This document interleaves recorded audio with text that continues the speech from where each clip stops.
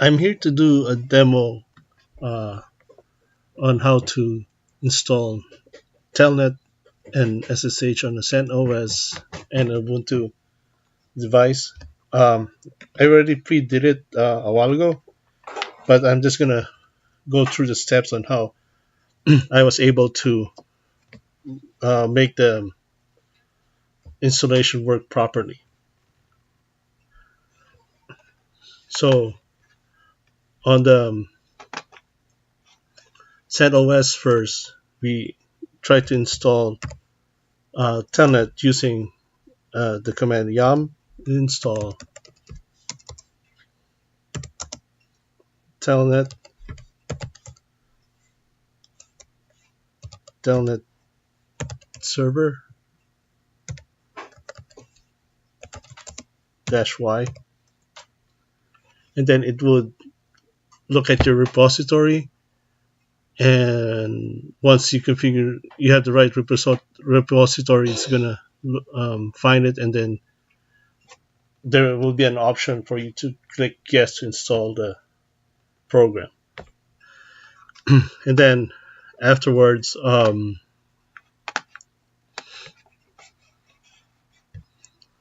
you try to do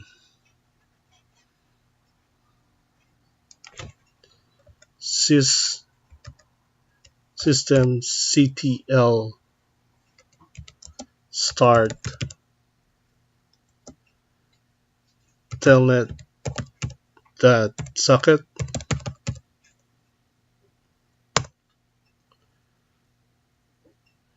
and then afterwards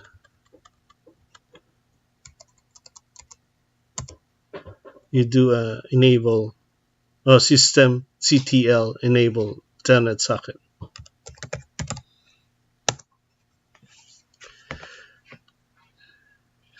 and then after that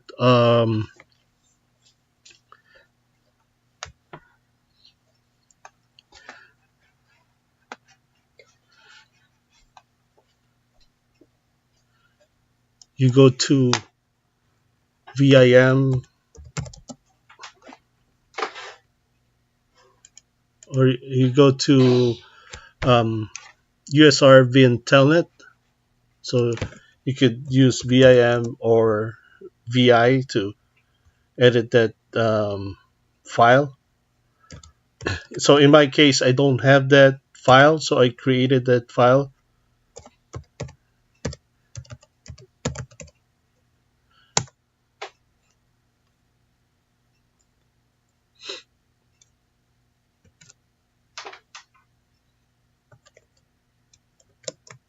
Oh, sorry, that's not it. What I mean is you should go to etc. Wrong location.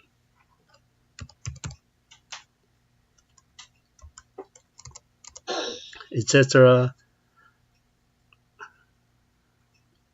ix xi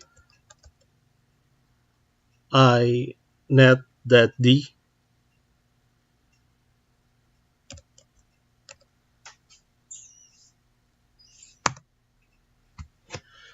and then you should have this option, um, type on that file. So you have to remember to create a telnet file on xinetd.d on the etc. folder, and then one thing else that I did was I did a service.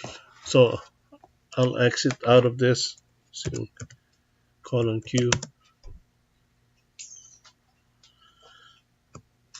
and then I did a service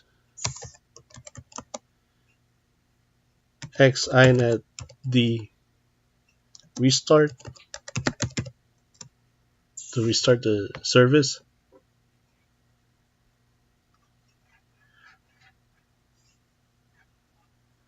and then to check if everything, the telnet and the X inet ID is currently on, you do a chk config telnet on,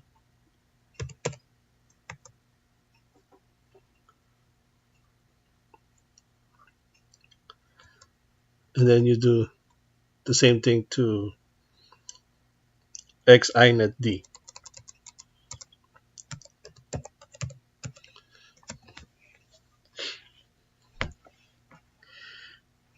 And then another thing that I figured out when I was doing this was that firewall D, um, which is the default firewall for, I think, for CentOS, since they removed IP tables, it's blocking port 23 or the Telnet application. So what I did was I added a rule. So I went to,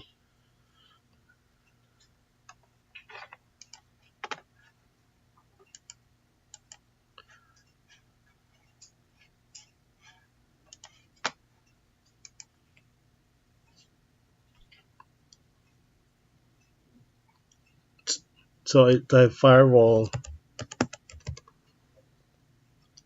dash cmd slash slash permanent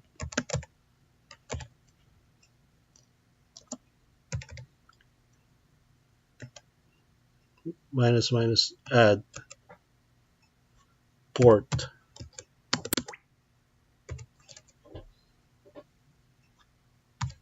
23 slash TCP. And then after that,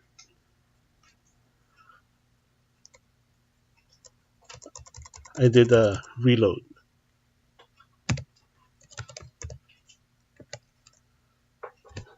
So that it would allow the application to use Telnet on the firewall. And then for SSH, I just use I just install yum install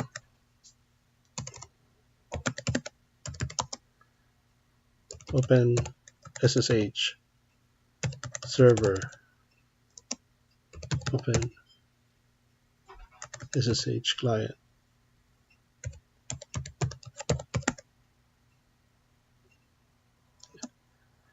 and open SSL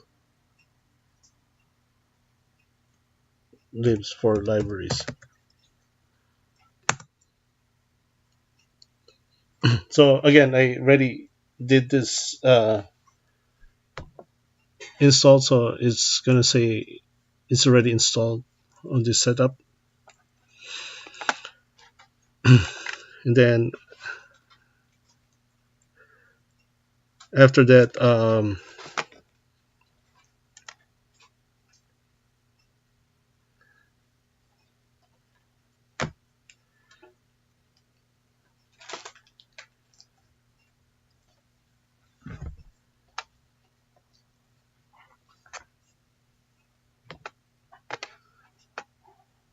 then after that, we're gonna configure um, the telnet and the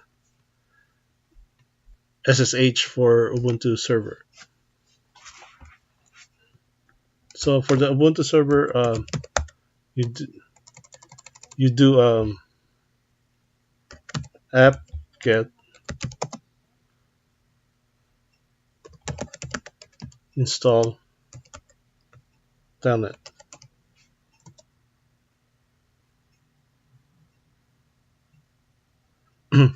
So again, I already did the install. So it's gonna say that I already did it. or the program is already installed on that setup. And also I I installed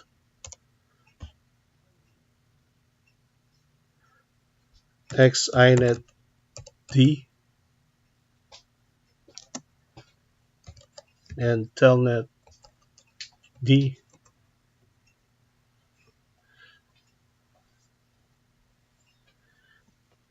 Then after that, I um,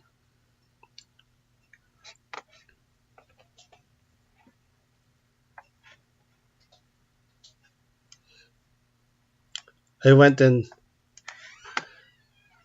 verified the config files on this location vi etc.init.d.config, and then I put that telnet stream TCP no wait telnet d slash usr slash sbin slash tcpd slash space slash usr slash sbin slash in dot telnet d.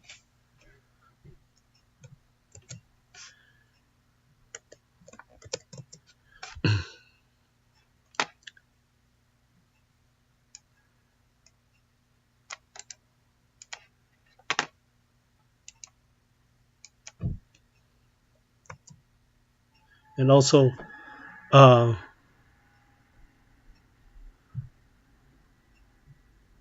make sure that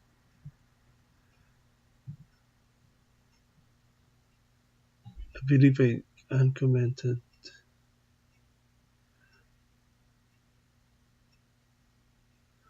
So before in my setup, these options were commented out, so I uncommented this uh, these lines.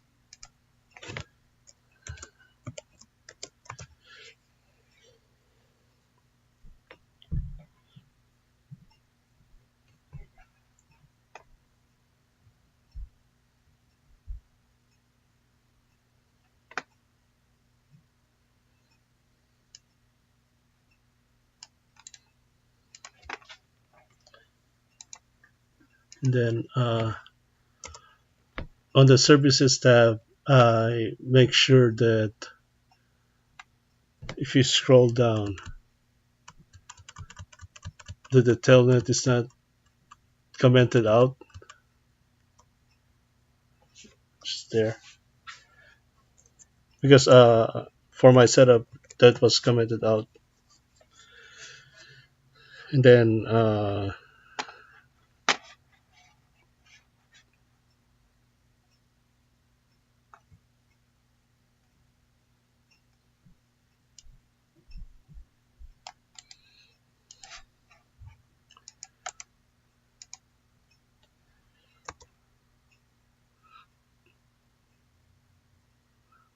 for this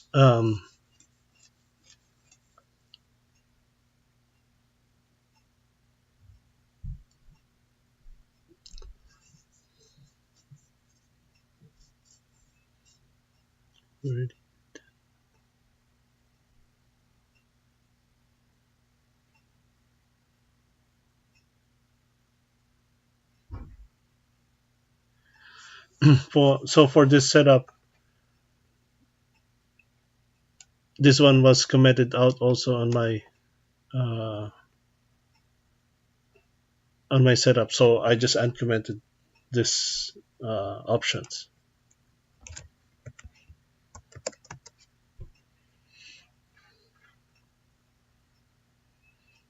And then after that,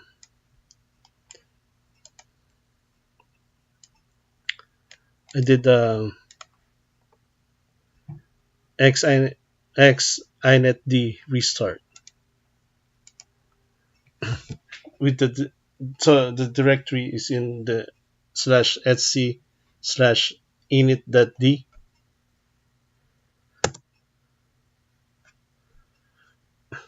then it should say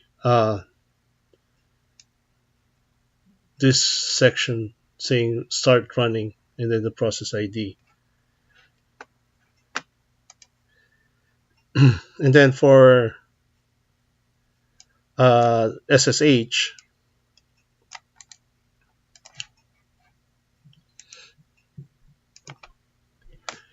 I use this command sudo apt-get install open SSH server, and then to verify that it's up and running,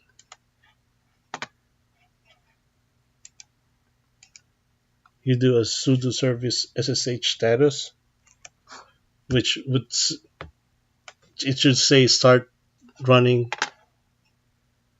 and then the process ID.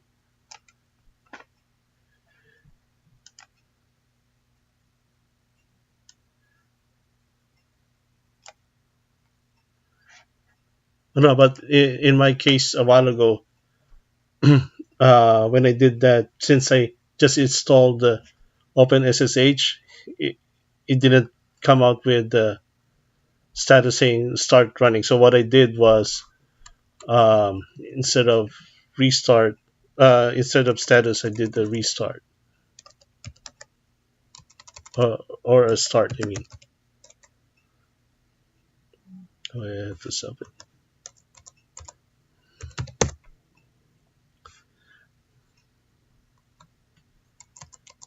So, but a while ago when I first did this setup, it didn't have this um, output. So what I did was I did a start to start the process,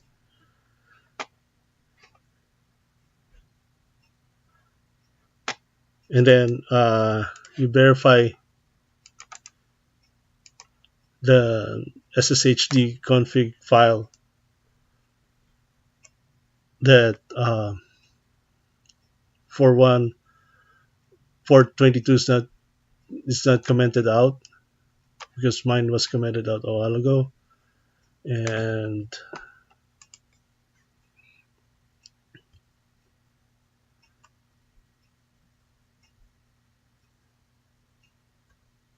that's about it.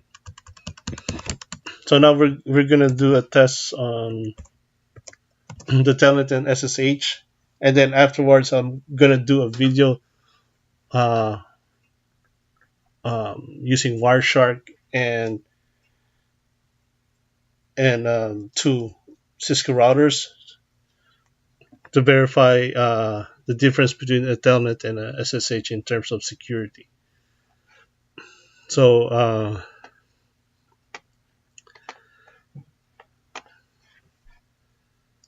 to verify that you could log into, or you could Telnet and SSH to the other section. So here on the CentOS, you could either do a if config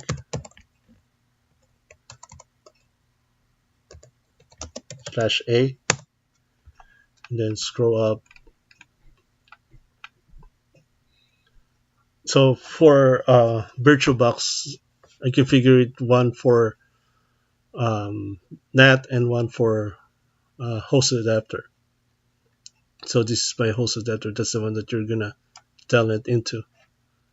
So from here, you do a telnet 192.168.20.101, and then you put in your credentials and the password. Then you should be able to log into it.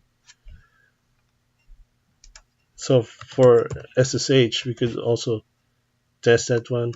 We just have to replace telnet with SSH, and then since my setup defaults to root, I could change it in such a way that I'll log in as an ordinary user, just JSON and the @ and the IP address of the remote device that you're trying to SSH into it, and then you click yes.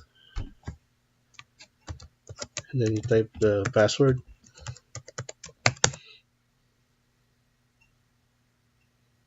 Oh,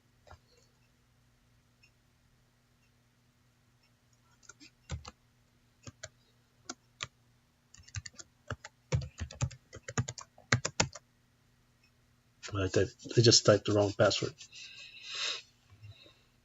So from there, as you can see, you could successfully log into it. Or another way to get the IP address is if you're using a GUI on CentOS, you click on one of the network adapters and click wired settings. And then, so this is for my NAT, and that's for my host adapter.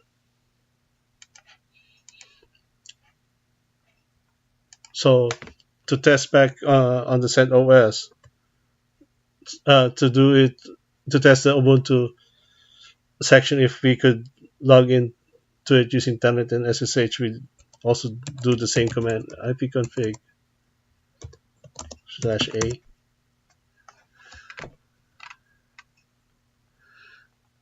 and oh wait, I didn't exit out.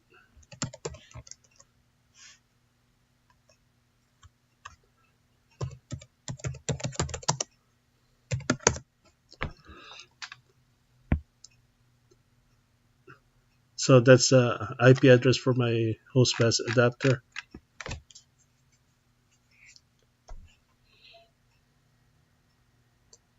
So Telnet,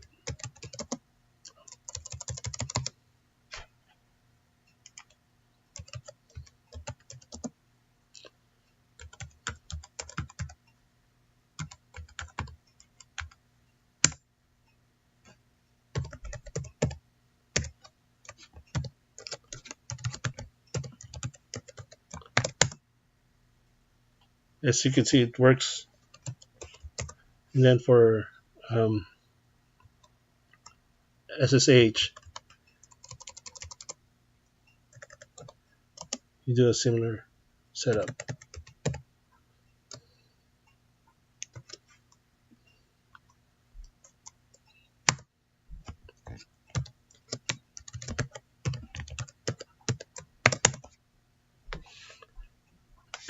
So as you can see, uh, both Telnet and SSH was successful on both setups.